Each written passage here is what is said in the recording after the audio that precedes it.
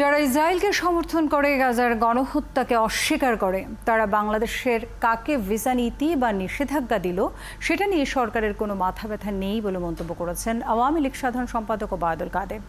বঙ্গবন্ধু এভিনিউয়ে আওয়ামী লীগের সংস্কৃতি বিষয়ক উপকমিটি আয়োজিত এক সভায় তিনি বলেন, সেনাবাহিনী চলে তাদের নিজের নিয়মে, কেউ কোনো অপরাধ করলে তাকে ছাড় দেওয়ার মানুষ বঙ্গবন্ধু কন্যা নন। তিনি বলেন, সংসদ সদস্য আনোয়ারুল আজিম তার পরিবারকে চিকিৎসার জন্য ভারতে যাচ্ছেন বলেছিলেন।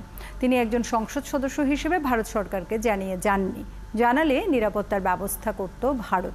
এ সময় বিএনপি নেতাদের উদ্দেশ্যে তিনি বলেন, কথায় কথায় ভারতকে অপবাদ দেওয়া উচিত নয়। ভারত যদি বিএনপি শত্রু রাষ্ট্র হয় তবে তাদের নেতা সালাউদ্দিন কিভাবে নিরাপদে থাকলেন?